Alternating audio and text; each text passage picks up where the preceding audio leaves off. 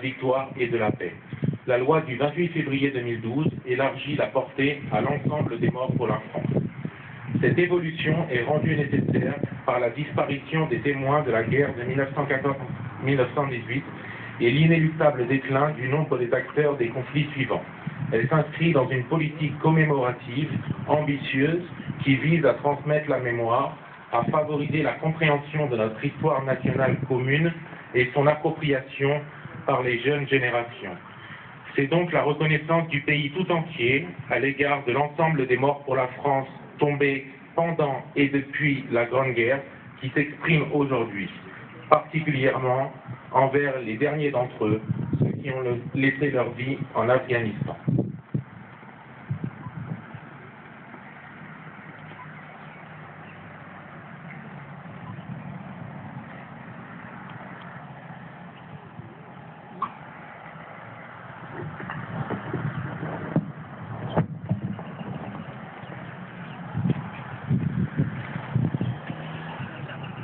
Monsieur le maire, monsieur le commissaire délégué de la République, monsieur le représentant du président de la province sud, monsieur le commandant de la compagnie de gendarmerie, messieurs les anciens combattants, mesdames et messieurs les conseillers municipaux, mesdames et messieurs les pompiers de la Foire. Qui se souvient encore du 11 novembre 1918? Qu'est-ce que cette date évoque pour les générations qui, depuis la fin de la Seconde Guerre mondiale, vivent en paix? Voilà maintenant plus de 90 ans que cette grande guerre se déroulait loin de nous, en Europe, et pourtant des Calédoniens y ont participé. Leurs noms figurent sur les monuments aux morts, mais qui se souvient encore d'eux? C'est pour cela que nous sommes ici aujourd'hui, pour se souvenir. Se souvenir que la guerre a fait des millions de morts et de blessés, qui sont le plus souvent restés handicapés. Se souvenir que sans leur sacrifice, notre vie ne serait pas ce qu'elle est actuellement. Se souvenir que la paix est un bien précieux qu'il faut sauvegarder à tout prix, afin de ne pas retomber dans les horreurs de la guerre. Notre cérémonie a donc modestement pour objectif de rappeler aux jeunes générations que nous avons la chance de vivre en paix et que cette chance, nous la devons à ceux qui sont morts pour nous sur les champs de bataille. Souhaitons qu'ils ne soient pas morts en vain et que notre existence soit préservée de futurs conflits. Il nous appartient à nous et de leurs descendants de préserver l'héritage qui nous a été légué et de faire preuve de sagesse. Nous ne le savons sans doute pas assez, mais vivre en paix est la chose la plus importante que nous puissions avoir, car de la paix découle tout le reste, la prospérité, la santé, le bien-être, l'éducation. Saluons donc la mémoire de nos anciens qui ont perdu leur vie pour sauver la nôtre. Vive Paris, vive la Nouvelle-Calédonie, vive la France.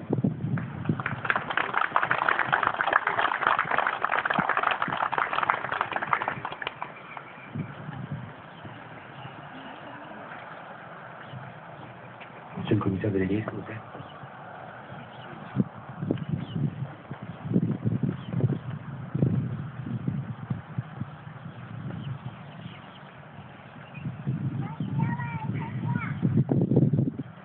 Message de Kader Arif, ministre, délégué auprès du ministre de la Défense en charge des anciens combattants, 11 novembre 2012.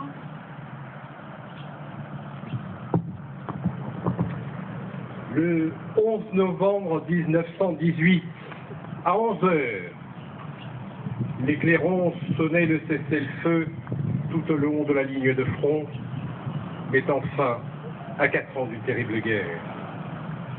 Premier conflit mondial qui marque par son ampleur et par le nombre de victimes militaires et civiles l'entrée brutale dans ce XXe siècle sanglant. La Grande Guerre marquera ainsi à jamais les esprits. Car malgré la joie de la victoire, les familles pleuraient leur mort. Une hécatombe de se produire. Et bientôt, chacun ressentait l'impérieuse nécessité que la nation tout entière, pour se reconstruire, reconnaisse son malheur et s'y associe. Plusieurs étapes favoriseront cette résilience. La première, l'inhumation sous l'Arc de Triomphe, le 28 janvier 1921, du corps d'un soldat inconnu, pour symboliser tous les morts de la Grande Guerre. Deuxième, par le vote, par le Parlement, il y a tout juste 90 ans cette année, le 24 octobre 1922, d'une loi fixant au 11 novembre la commémoration de la victoire et de la paix. Troisième, l'allumage par André Maginot, ministre de la Guerre et des Pensions, le 11 novembre 1923, d'une flamme sur la tombe du soldat inconnu. Depuis lors, ne s'est jamais éteint.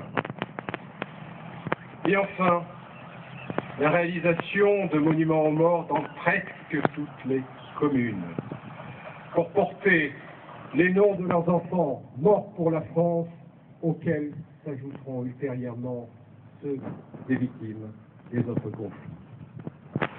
La disparition des témoins de la guerre de 1914-1918 et l'inéluctable déclin du nombre des acteurs des conflits suivants appelaient une évolution pour maintenir la portée symbolique de cette journée. C'est le sens de la loi du 28 février 2012 qui élargit la portée du 11 novembre à l'ensemble des morts pour la France, tout en conservant les autres journées nationales commémoratives. C'est donc la reconnaissance du pays tout entier à l'égard de l'ensemble des morts pour la France, pendant et depuis la Grande Guerre qui s'exprime aujourd'hui, particulièrement envers les derniers d'entre eux, ceux qui ont laissé leur vie en Afghanistan. Elle s'inscrit dans une politique commémorative ambitieuse qui vise à transmettre la mémoire, à favoriser la compréhension de notre histoire nationale commune et son appropriation par les jeunes générations. Les parlementaires du début des années 20 avaient voulu que la journée nationale du 11 novembre soit placée sous le double signe de la victoire et de la paix. Ce dernier but semblait alors bien aléatoire, comme allait par ailleurs le démontrer les décisions suivantes. Mais finalement, ces parlementaires étaient des précurseurs. En votant la loi ainsi, instituant une journée de la victoire et de la paix, ils espéraient que soit célébrée dans l'avenir une journée de la victoire et de la paix. Le temps et la volonté des peuples leur ont donné raison. Vive la République et vive la France.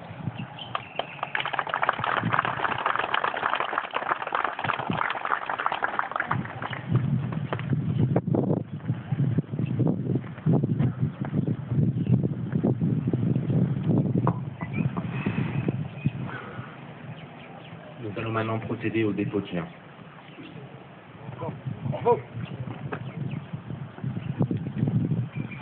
Gerbe déposé par M.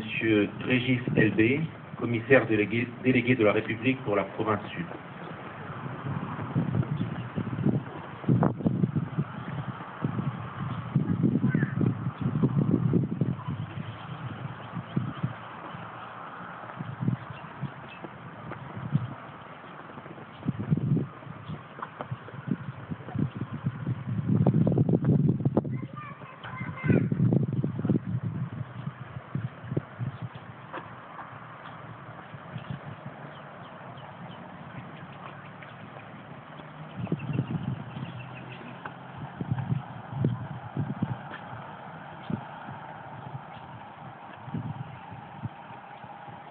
Gerbe déposé par M. Georges Naturel, représentant la province Sud.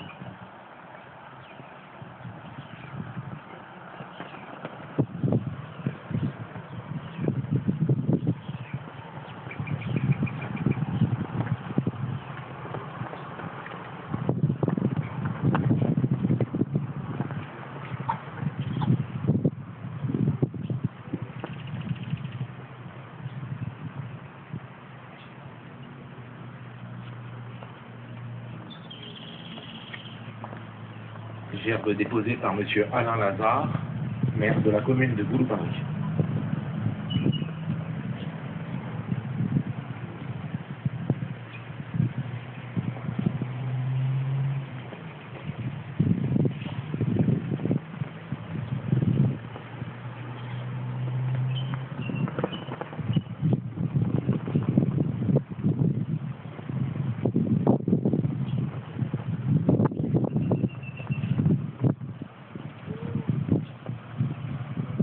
Gerbe déposée par le lieutenant Hobbe, commandant de la gendarmerie de la Compagnie de la Foi.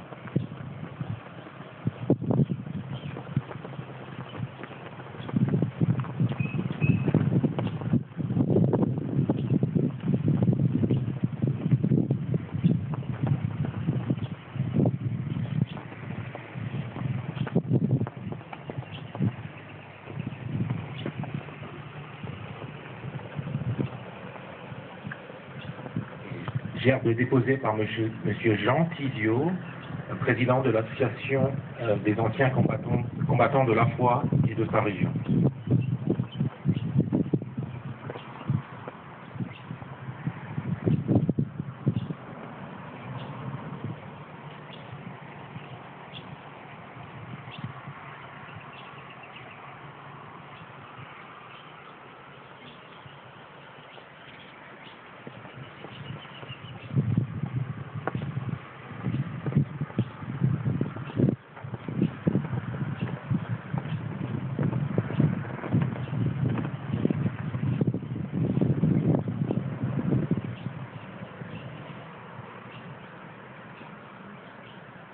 Guerre 14-18, mort au champ d'honneur.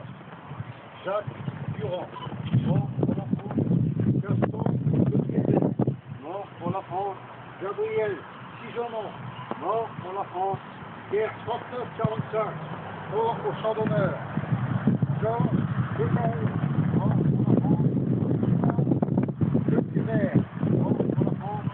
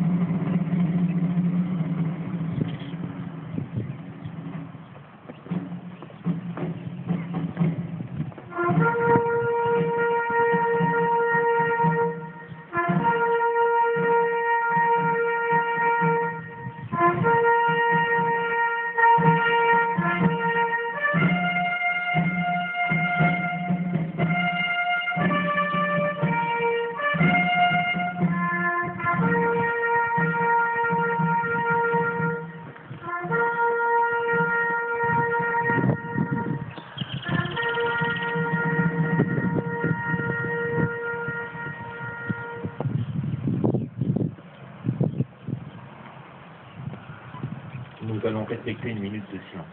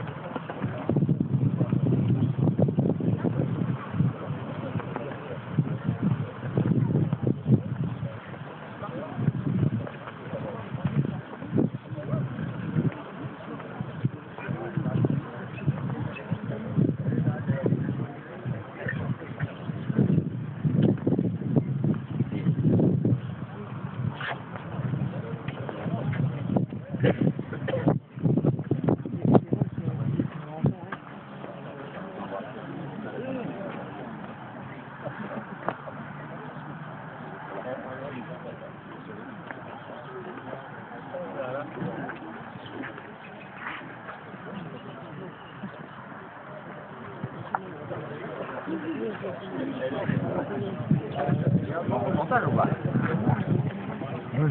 Ouais.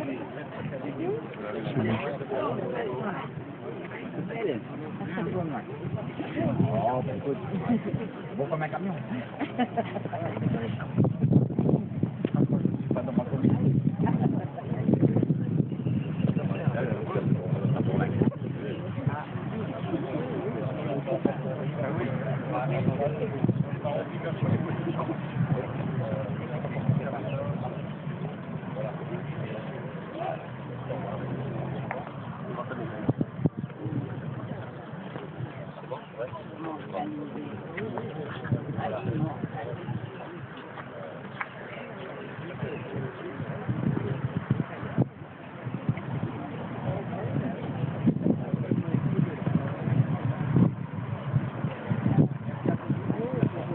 Après cérémonie, donc je vous invite à